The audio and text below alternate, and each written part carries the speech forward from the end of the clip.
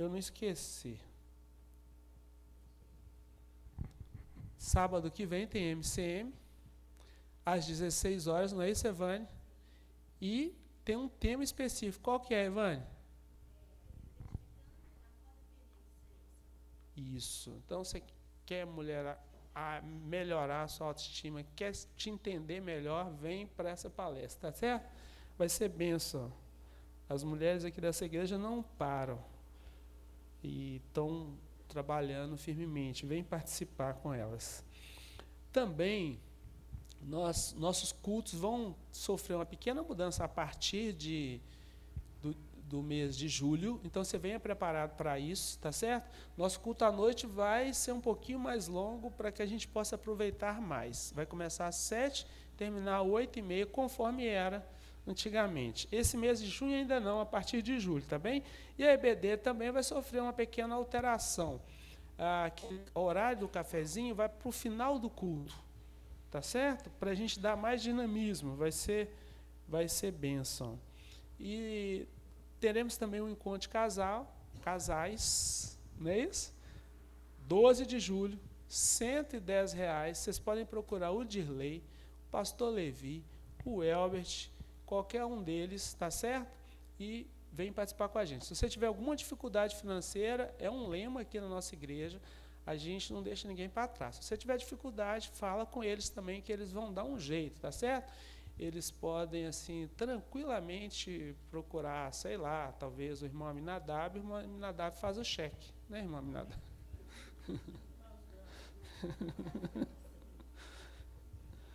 Bom, enfim, a gente vai dar um jeito, né? E também, nossas atitudes sociais, o pastor Levi tem nos cobrado lembrar disso. Lembre de trazer um alimento não perecível para abençoar aquelas famílias que estão precisando, tá bem? Eu pulei um aí, né? As inscrições estão abertas para... As inscrições estão abertas para... Ainda está muito fraco, Guilherme. Faz aquele uhul forte que você sabe fazer aí. As inscrições estão abertas para... Uhul! Gente, e a gente trabalhou forte para fazer o menor preço possível, 590 por pessoa. Esse ano foi 560, tá vendo? O aumento foi pequenininho e a gente conseguiu, o pastor trabalhou forte lá com o dono do sítio, que manteve o preço para o ano que vem. A gente está fazendo tudo para ser o menor preço possível. Você pode pagar até de 8 vezes. Começa agora. O irmão Aminadab já vai trazer o dinheiro a partir do domingo que vem. Não é? Ele falou que não anda com dinheiro, mas domingo que vem traz. Irmão Valmir, ali, aqueles 3 ali, encabeçando a lista. Porque eles entraram na lista no ano passado, então eles adiantaram. Tá certo, e vai ser bênção demais, você não pode ficar de fora. É brincadeira, comida boa, muita palavra boa, muita comunhão, e é o lançamento do nosso ano eclesiástico, você não pode ficar de fora. Esse período do ano você não pode fazer outro compromisso. O que você pode fazer? Pode trazer um amigo, né? Eu, por exemplo, eu tenho que cuidar da minha mãe, eu quero ficar perto da minha mãe. O que eu faço, pessoal? Eu levo a minha mãe, tá certo? Então, se programe. Visitar parente, visitar o gatinho que mora lá em Portugal, é só na Semana Santa e outro feriado. Esse não, é da Betel, tá bem? Faça a sua inscrição. Isso dá quanto, Guilherme? Isso deve dar, dividido por 8, dá quanto? 73,75. Isso, gente, puxa, isso é valor de 2 sanduíches. Tá certo? Então, começa a pagar para você não ter dificuldade quando chegar lá. E ninguém vai ficar para trás, tá bem? Eu acho que são esses os avisos. Deixa eu ver se tem mais, Jennifer. Não, né? Vai ter um grupo de oração em família. Uma vez no mês. A Suelen até mandou lá. Aliás, deixa eu fazer tem mais uma lembrança aqui. A Érica também está precisando que a gente preencha o censo. Então, por favor, se você não preencheu, que nem eu, passou a tarde e eu não fiz isso, por favor, faça. Pode procurar a Érica que ela vai te ajudar, tá bem?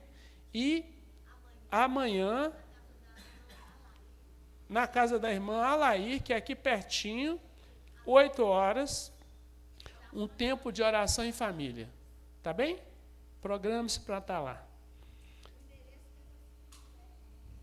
Pertinho aqui.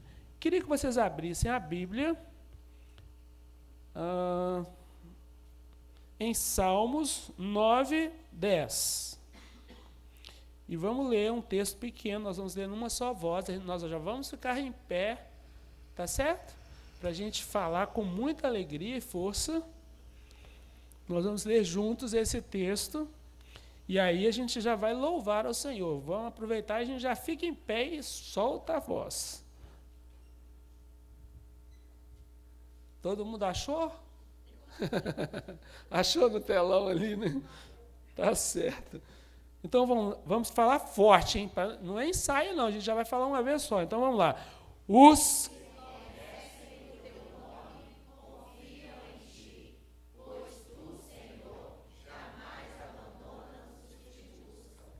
Amém. Vamos louvar.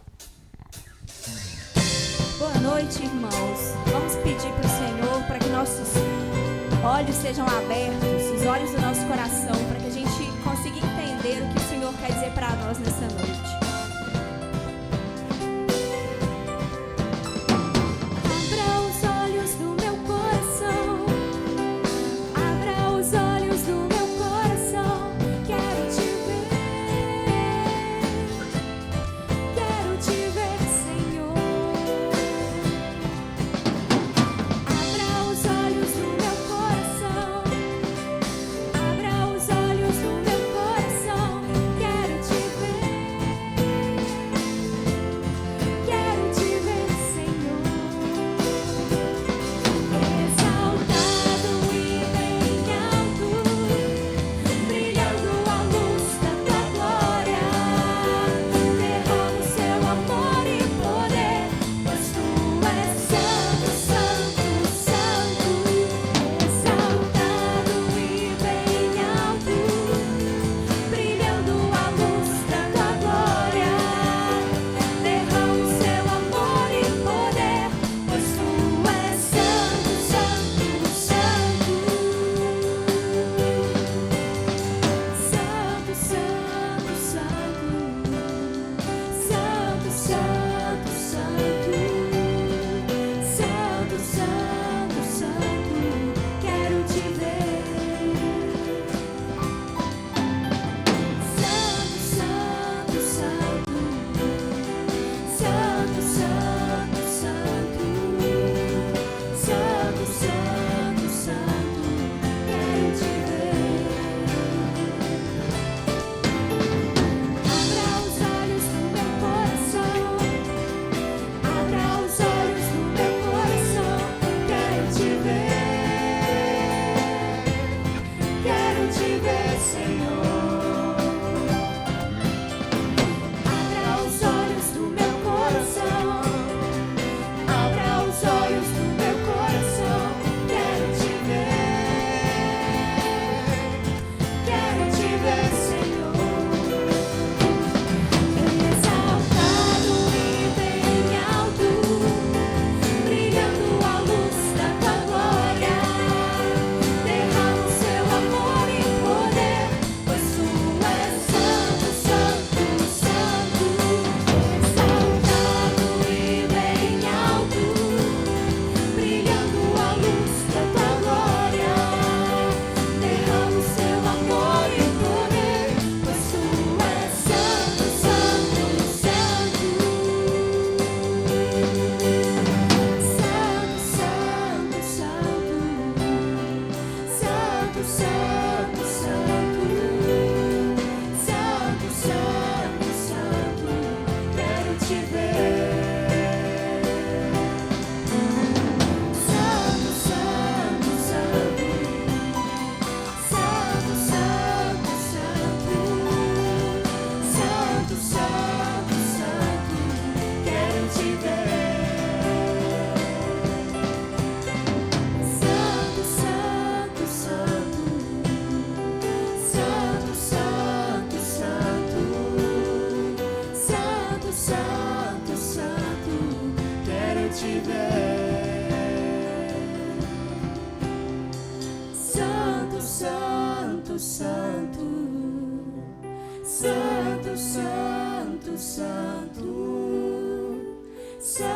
Santo, Santo, Santo, quero te ver. Amém, amém. Irmãos, enquanto cantamos a nossa próxima música, aqueles que vieram preparados podem trazer seus dízimos e suas ofertas. O gasofilácio menor é para missões.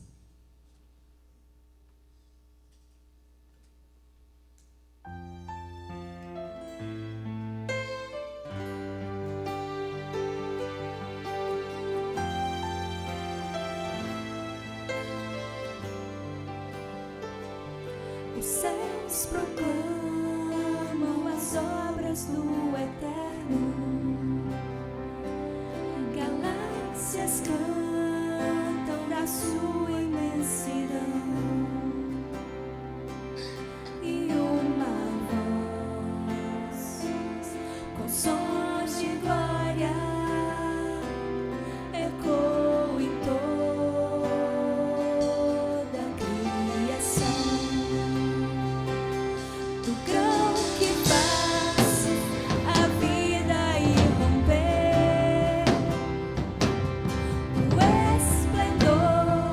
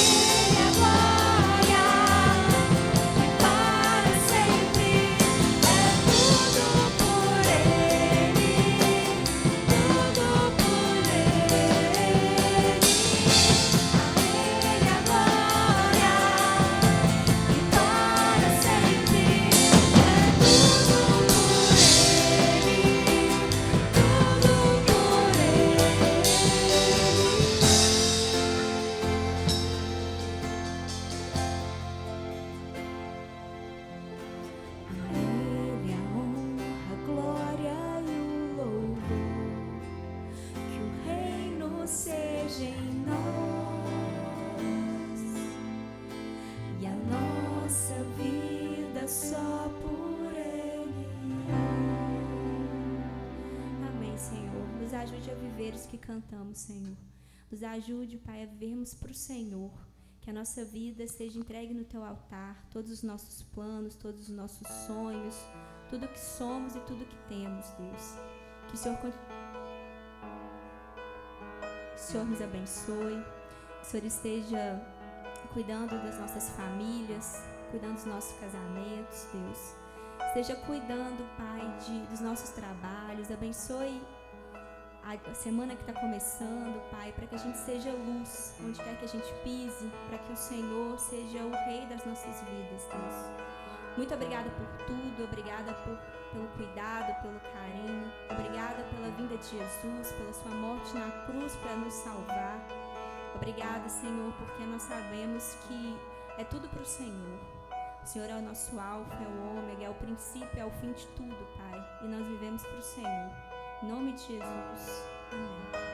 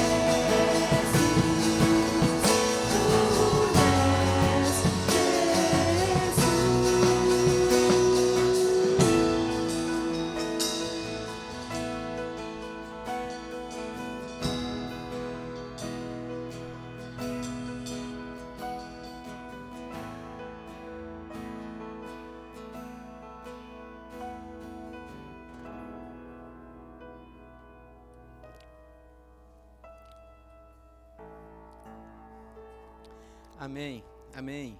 Boa noite a todos. Graça e paz de Jesus, amém? Amém. Abre sua Bíblia, vamos ler o texto de Apocalipse, capítulo 3, a partir do verso de número 14. Livro da revelação, Apocalipse significa revelação, tirar o véu. Capítulo 3, a partir do verso 14, nós vamos ler a carta que Jesus endereçou à igreja em Laodiceia. Nós chegamos agora ao final, então, da nossa série de mensagens. Nós caminhamos por todas as 7 cartas aqui do Apocalipse, pelas 6, né? Já caminhamos, e agora vamos falar sobre a última, e nem por isso menos importante, carta de Jesus à igreja em Laodiceia. Então, você que está com a sua Bíblia aí, leia comigo a partir do verso 14, palavras de Jesus escritas pelo apóstolo João. Ao anjo da igreja em Laodiceia, escreva. Nós já aprendemos que o anjo aqui é a figura do pastor, daquele líder daquela comunidade. Então, todas as 7 cartas eram endereçadas ao pastor da igreja. O pastor era responsável, portanto, pelo estado espiritual do rebanho. Então, ao anjo da igreja em Laodiceia, escreva: essas coisas diz o Amém, ou seja, o cumprimento perfeito das promessas de Deus, essa é a ideia do Amém.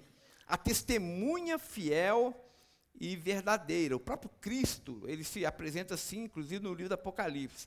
O princípio da criação de Deus. A palavra princípio, no grego arquê, significa a fonte, de onde foi tirada toda a criação de Deus. Então, Jesus também é essa fonte da criação de Deus. Muito bem, a palavra do Senhor para essa igreja é: conheço as obras que você realiza, que você não é nem frio e nem quente. Quem dera você fosse frio ou quente. Assim, porque você é morno e nem é quente nem frio, eu estou a ponto de vomitar-te da minha boca. Porque você diz: sou rico, estou bem de vida e não preciso de nada. Mas você não sabe que é infeliz, sim, miserável, pobre, cego e nu. Aconselho que você compre de mim ouro refinado pelo fogo, para que você seja de fato rico. Compre vestes brancas para se vestir, a fim de que a vergonha da sua nudez não fique evidente. E também colírio para ungir os seus olhos, a fim de que você possa ver. Eu repreendo e disciplino aqueles que eu amo. Portanto, seja zeloso e arrependa-se. Eis que estou à porta e bato. Se alguém ouvir a minha voz e abrir a porta, eu entrarei em sua casa e cearei com ele e ele comigo. Ao vencedor, darei direito de sentar-se comigo no meu trono, assim como também eu venci e me sentei com meu Pai no seu trono. Quem tem ouvidos para ouvir, ouça o que o Espírito diz às igrejas. Pai Santo, nós te damos graças pela tua palavra. Muito obrigado, Senhor, por essas santas letras. O nosso desejo, a nossa oração nessa noite é que o teu Espírito possa imprimi-las nas nossas mentes e também nos nossos corações. Ó Pai, para que elas possam produzir frutos em nós, Senhor, frutos que vão nos conduzir para a vida eterna. Portanto, nessa noite, Senhor, dai-nos a tua palavra. Assim nós oramos e oramos no irrecusável nome de Jesus. Amém, amém e amém. Amém. Irmãos, como nós sempre fazemos nessa série de estudos, o nosso sermão vai ter 2 etapas. A gente começa o nosso sermão hoje e nós terminamos no domingo que vem. Então, você que está vindo hoje, não falte domingo que vem, senão você vai ficar só com a metade do sermão, tá certo? Então, convite para você voltar. Hoje nós vamos fazer algumas considerações históricas, geográficas e teológicas, e no domingo que vem, com a graça de Deus, como nós sempre fazemos, nós vamos fazer algumas considerações e aplicações pastorais. Então, hoje é aquele sermão que eu vou pedir para os irmãos não dormirem. Geralmente é um sermão assim mais informativo, e a gente tem aqui algumas curiosidades e tudo mais, mas domingo que vem é onde a gente faz a aplicação, então o sermão é mais quente, é mais enervado, mas hoje é um sermão mais teórico, mais teológico, mais fundamental para que a gente entenda e aplique essa palavra aos nossos corações e também à nossa igreja. Muito bem. Algumas considerações interessantes acerca dessa carta. Primeiro é sobre essa cidade, a cidade de Laodiceia. Laodiceia é a última carta, portanto, a mais distante da ilha de Patmos. Se os irmãos se lembram, João estava exilado na ilha de Patmos, e ali ele recebe essa revelação do Apocalipse, e ele então Jesus endereça essas cartas às 7 igrejas. Nós vimos que, se o mensageiro saísse da ilha de Patmos, ele iria passar primeiro por Éfeso, depois ele iria para Pérgamo e assim por diante, Tiatira, até chegar em Laodiceia. Portanto, Laodiceia era a cidade mais distante da ilha de Patmos. Ela ficava mais ou menos a 65 quilômetros da cidade de Filadélfia, que foi a nossa última carta estudada. E ela fica ali muito próxima, ela se situava também na Ásia Menor, onde hoje é a Turquia, e ela fica muito próxima ali da cidade de Colossos, aproximadamente 16 quilômetros ali da cidade de Colossos, e perto também de Herápolis, mais ou menos uns 10 quilômetros. Muito bem.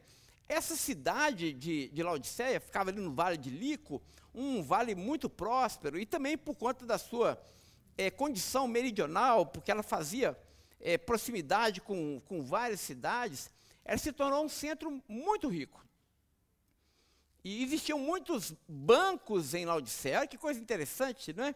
A gente acha que banco é alguma coisa da modernidade, mas já em Laodiceia existia muito banco e tinha muito dinheiro naquela cidade, sobretudo por causa do comércio daquela cidade. E em Laodiceia, eles fabricavam um tipo de lã muito raro ali no Oriente Médio, que é a lã negra, ou a lã preta. E isso era muito valorizado naquela época, e isso dava muito dinheiro. Por essa razão, uma cidade rica, e também por causa dessa lã, os cidadãos de Laodiceia, eles andavam com roupas muito bonitas, eles eram muito elegantes. Imagina, então, uma cidade muito elegante, cidadãos todos bem vestidos e muito ricos e tudo mais. Fora isso, a medicina de Laodiceia também era uma medicina muito adiantada. Para a época, eles eram assim top na medicina, sobretudo para a medicina oftalmológica. Então, olha que coisa interessante, isso faz muito sentido, porque Jesus vai se referir justamente a essas coisas aqui na sua carta. Não é? Então, isso é um ponto interessante. Outro ponto interessante que vale a pena a gente ressaltar, antes da gente entrar no conteúdo do texto, era acerca das águas de Laodiceia. Laodiceia não tinha uma fonte própria de água. Ela recebia e era alimentada por águas que vinham da cidade de Colossos e da cidade de Herápolis. Da cidade de Herápolis vinham águas quentes para Laodiceia. E essas águas, elas eram águas medicinais. Então, eram águas na cidade de Herápolis usadas para cura. Como se fosse nosso, aqui em Goiás, Rio Quente ali, aquelas águas gostosas que você entra e relaxa. Então essas águas vinham de Herápolis. E da cidade de Colossos vinha água fria. Água pura, água que era usada para matar a sede da população, também dos animais e tudo mais.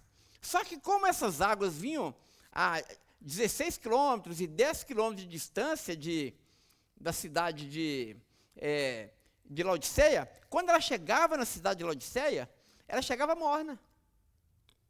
E ainda por cima, ela vinha carregada de carbonato de cálcio. Tive que decorar essas coisas de química, tudo, tabela periódica, né? Essas coisas todas. Passou, sofre, viu? Aí eu decorei esse nome, carbonato de cálcio. E o que o carbonato de cálcio faz na água? Torna a água extremamente enauseante. Então, assim, uma água morna, e ainda por cima, com esse carbonato de cálcio, nós temos aqui um químico, né? A água ficava ruim de beber. Ruim de beber. Então, esse é, assim, o contexto histórico, geográfico, e um pouquinho aqui das curiosidades dessa cidade de Laodiceia. Aí faz todo sentido Jesus dizer para essa cidade, olha, eu conheço você. Eu sei onde você mora. Eu sei onde você está situado. E aí é por isso que ele vai dizer, olha só, se você leu comigo, olha como Jesus de fato conhecia essa cidade. Você não é, eu conheço as suas obras, você não é nem frio e não é quente. Quando o cidadão de Laodiceia ouviu Jesus falar isso, ele entendeu perfeitamente o que Jesus estava dizendo. Jesus estava dizendo, olha, você é morno. Jesus estava comparando os crentes de Laodiceia com aquela água morna e nauseante que eles sabiam que existia na cidade. O que Jesus está dizendo é o seguinte, olha, quem dera você fosse frio ou você fosse quente. Essa era a sua vocação. Vocês existem para isso. Quando a gente fala aqui frio, a gente pensa, Jesus está dizendo que ou o crente é frio, ou seja, sem fervor, ou então é quente, né? A gente tem essa ideia. Mas não é isso que Jesus está dizendo, não é essa frieza. Jesus está dizendo, olha, quem dera as águas que você produzisse, quem dera o fruto da sua espiritualidade, fosse fruto quente ou frio. Quente porque vocês deveriam ser uma comunidade terapêutica. Quente porque a igreja deveria ser um lugar de cura. Essa é a vocação de vocês. Vocês foram chamados para curar as pessoas. Vocês foram chamados para desenvolver uma vida calorosa e fervorosa para que a comunidade pudesse se sentir acolhida e amada. Mas vocês não são quentes. E também vocês não são frios. Ou seja, a água de vocês não mata a sede de ninguém. As pessoas não bebem dessas fontes. Entre vocês dá náusea. Porque vocês têm aquela espiritualidade meio pedra e meio tijolo. Vocês não servem para absolutamente nada. Em vez de vocês esquentarem, em vez de vocês serem uma comunidade que cura, ou então uma comunidade que refresca a alma, que refrigera as pessoas, que traz alívio para o aflito, vocês são mornos. É isso que, olha que palavra, irmãos. Que palavra dura que Jesus está dizendo, ou seja, vocês são inúteis, vocês se tornaram inúteis. Vocês não têm vida em vocês mesmos. Essa ideia de mornidão e de frouxidão, e semana que vem nós vamos trabalhar um pouquinho sobre a questão da preguiça, porque eu identifico essa comunidade como uma comunidade muito preguiçosa. Assim, a ideia que eu tenho, o que me vem à mente, a imagem, você já viu quando você chega em algum lugar e vai cumprimentar a pessoa, e aí você quer sentir que aquela pessoa está viva e você aperta a mão da pessoa e aí aquela pessoa tem aquela mão frouxa, já viu? Já tiveram essa experiência? Você pega na mão da pessoa, a mão da pessoa está bamba? Parecia que a ideia é justamente os crentes em Laodiceia, em vez de terem vida, Em vez de serem pessoas encarnadas, verdadeiras, reais, para usar uma imagem aqui que o C.S. Lewis nos traz lá do grande abismo, né? No céu, as pessoas que são celestiais, elas são pessoas reais. Elas são pessoas que têm cor. Elas são pessoas que têm sabor. Que você olha para elas, você vê que elas estão ali, elas estão encarnadas. Irmãos, o que Jesus está dizendo é o seguinte: vocês desencarnaram de vez. Vocês, desculpa a expressão, não fede e nem cheira, vocês ficam naquele meio do caminho. Vocês não atam nem desatam, vocês não vão, vocês não ficam. Vocês ficam no meio do caminho, nessa espiritualidade morna. Essa é a repreensão de Jesus. E mais, Jesus vai dizer o seguinte: olha, você tinha que ser quente ou frio, mas porque você é morno, acompanhe comigo na sua Bíblia, verso 17, eu estou a ponto de vomitar você da minha boca. Verso 17, Jesus vai dizer, você diz, olha como essa cidade era enganada. Jesus está fazendo aqui um diagnóstico do estado de saúde espiritual dessa igreja, dizendo, olha, você é morno, mas só que você não sabe disso. Olha o que Jesus está dizendo, você diz, sou rico, estou bem de vida e não preciso de nada. Olha o nível de cegueira dessa comunidade, gente.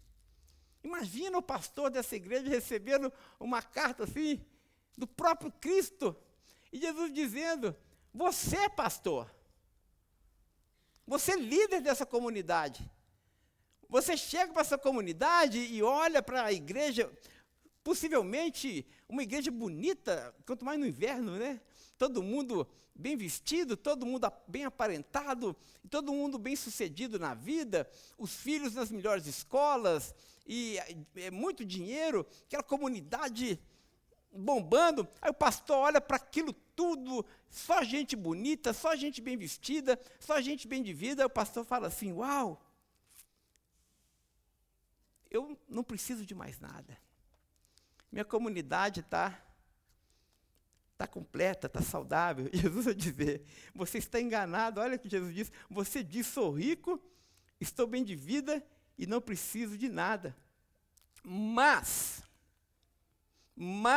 aqui vem a palavra daquele que é fiel testemunha, que é fiel e verdadeiro. Mas, você não sabe, olha o que Jesus está dizendo, você não tem a ideia. Você acha que é feliz, você acha que está cheio, você acha que não precisa de mais nada, mas você sequer sabe que você é infeliz. Sim, você é miserável, você é cego, pobre e nu. Aqui Jesus está fazendo justamente uma alusão à cidade. Por quê? De que se gabavam os irmãos de Laodiceia? Primeiro, porque eles eram ricos. Jesus está dizendo, não. Vocês não são ricos, vocês são miseráveis. Vocês estão enganados. Ah, vocês acham que porque tem um centro oftalmológico e vocês enxergam bem? Não, vocês são cegos. Ah, vocês estão todos aí com lã negra e bonitos e bem vestidos, vocês acham que vocês estão bem vestidos? Mas eu olho para vocês estão nus. O espírito de engano tomou conta da comunidade, gente. E o que isso aqui nos remete? Né? Quando eu li esse texto, não deu para deixar de comparar com a serpente lá no Jardim do Éden. Os irmãos se lembram da cena da serpente? Quando a serpente seduziu a Eva, qual foi a argumentação sedutora da serpente para Eva? Foi o seguinte, olha, se você comer do fruto dessa árvore do conhecimento do bem e do mal, os seus olhos vão se abrir, você vai enxergar, você vai ver. E aí, quando seus olhos se abrirem, vocês vão ser, assim como Deus, conhecedores do bem e do mal. Vocês não vão precisar de mais nada. Era essa a ideia da serpente. E o que aconteceu, gente, lá no jardim? Quando a mulher e também o Adão comeram do fruto, o que aconteceu? A palavra do Senhor diz que eles abriram os olhos e eles perceberam que eles estavam o quê?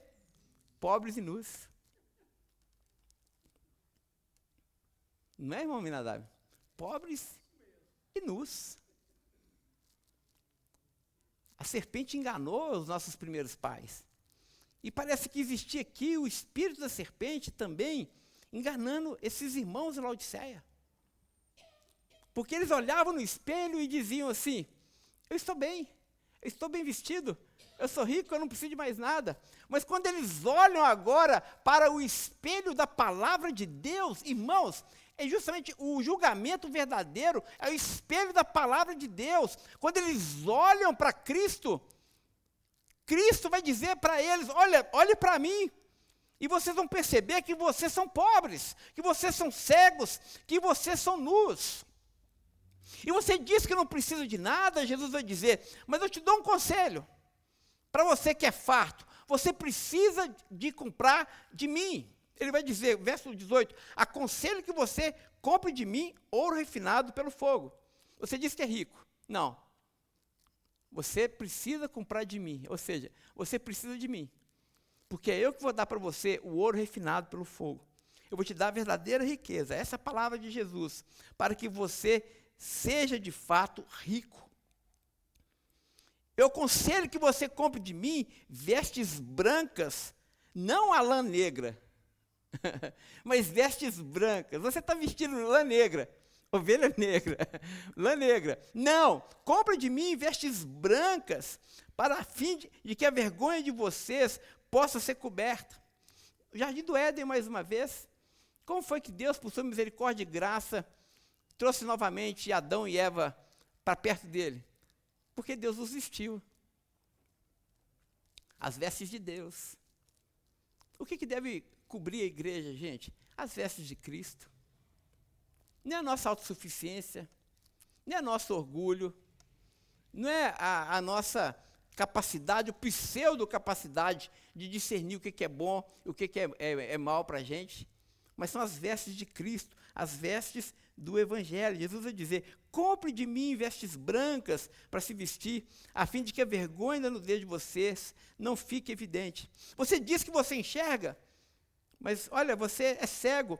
Eu quero que você compre de mim colírio para ungir os olhos de vocês, para que você possa realmente ver. Essa é a palavra de Jesus para essa comunidade, palavra muito dura. É por isso que Jesus, no verso 19, vai dizer: olha só o amor de Cristo pela igreja, gente. Porque parece que uma igreja com esse diagnóstico é uma igreja que Jesus fala assim: olha, agora eu quero que vocês saiam da minha presença. Já que vocês estão satisfeitos, já que vocês não precisam de mim, então saiam da minha presença. Mas Jesus chama essa igreja para perto. Irmão, só um parêntese, esse texto me fez lembrar de um capítulo dentro do livro do Dostoiévski chamado Irmãos Karamazov. Irmãos Karamazov. E tem um capítulo, se eu não me engano, 7 ou 8, que é do capítulo do Grande Inquisidor. E aí o que esse capítulo fala? Ele fala de um homem que chegou numa comunidade ali na Espanha, aquela região ali, e começou a causar um certo desconforto na comunidade religiosa, entre os padres da região. Porque ele era um homem que atraía as pessoas, ele era bem carismático e ele pregava o evangelho muito bem, e as pessoas começaram a se juntar do lado dele, e aí os padres e os líderes religiosos daquela comunidade começaram a ficar incomodados com aquilo. E aí botaram a mão naquele homem e prenderam o homem. E aí, ele preso, aí o padre, o líder lá da paróquia, vai lá conversar com esse prisioneiro, dizendo: olha, quem é você? O que você está fazendo aqui na cidade? E ele trazia respostas e dizia, olha, eu falo a verdade, eu sou a verdade. Eu vim para que as pessoas possam ouvir da verdade. Uma ideia do próprio Cristo que estava ali no meio daquela religiosidade, daquela igreja, e ele estava dizendo a verdade, e o padre, incomodado com aquilo, no final ele vai dizer o seguinte para aquele homem prisioneiro: olha, eu quero que você suma da nossa cidade. Eu quero que você saia do meio da nossa congregação. Sabe por quê? Você está nos atrapalhando. Irmãos, eu não tenho dúvidas que em muitas igrejas, em muitos ajuntamentos, Jesus atrapalha a gente. Tem muita igreja que Jesus não é bem-vindo. Jesus atrapalha o negócio. Jesus atrapalha o bom andamento da igreja. Sabe por quê? Porque ele fala a verdade. E como nós vimos hoje pela manhã, a verdade nem sempre ela é conveniente para nós. Às vezes a gente gosta mais da mornidão, às vezes a gente gosta mais do engano, a gente gosta mais de achar que a gente está vestido, que a gente é rico, que a gente está enxergando, porque quando vem alguém e diz para a gente assim, você é cego, você é pobre, você é nu, a gente fala, não, sai, porque eu não quero ouvir. Essa palavra está me incomodando. Às vezes Jesus não é bem-vindo. Aí no verso 19, Jesus vai dizer o seguinte: mesmo para essa comunidade que o rejeita, que o nega, eu repreendo e disciplino aqueles que eu amo. Portanto, seja zeloso e arrependa-se. Olha que palavra misericordiosa de Jesus para essa comunidade. Eu disciplino a todos que eu amo. Portanto, seja zeloso e arrependa da sua mornidão. Não seja morno. Verso 20, eis que estou à porta e bato. Se alguém ouvir a minha voz, abrir a porta, entrarei em sua casa, eu cearei com ele e ele ceará comigo. Eu sempre usei esse versículo nas minhas evangelizações. Não é assim? A gente fala para a pessoa que ainda não conhece Jesus, olha, sabe o que Jesus está falando para você? Eu estou à porta do seu coração e eu bato. Se você ouvir a voz de Cristo, você abrir a porta, ele vai entrar e vai te salvar. A gente usa esse versículo assim, não é? Mas Jesus não está dizendo aqui para incrédulos.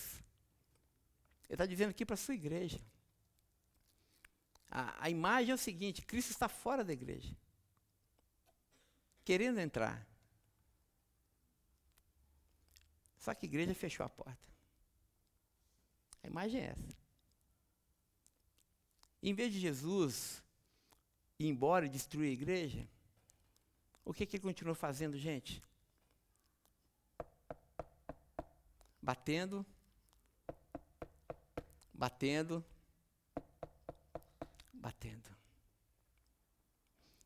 Eu não tenho dúvidas que Jesus de Nazaré está batendo na porta da Betel também. Insistentemente. E chamando para que a nossa igreja possa se arrepender. A questão é, vamos abrir a porta? Deixar que Jesus transtorne a nossa espiritualidade, ponha a nossa vida de perna para o ar, reconfigure as nossas prioridades, denuncie as nossas idolatrias, os nossos afetos, onde nós temos colocado o nosso coração, com o que nós temos gastado o nosso dinheiro. Denuncie, muitas vezes, a nossa infidelidade e a nossa prostituição, porque aqui dizemos que Cristo é o Senhor, mas na faculdade, quem é o Senhor é Freud, é Nietzsche, é Sartre, é não sei mais quem. Quem é? Quem é que está batendo a porta do nosso coração e quem é que está ocupando o lugar que pertence a Cristo? Quem está ocupando o centro da igreja? Quem tem voz e vez na igreja? Quem é que fala do púlpito da igreja? É a voz de Cristo. É Ele que fala. Mas para Ele falar, Ele tem que entrar, gente. Ele tem que entrar. E assim, na semana que vem, a gente faz as aplicações desse texto, amém? Feche os olhos e vamos orar ao Senhor.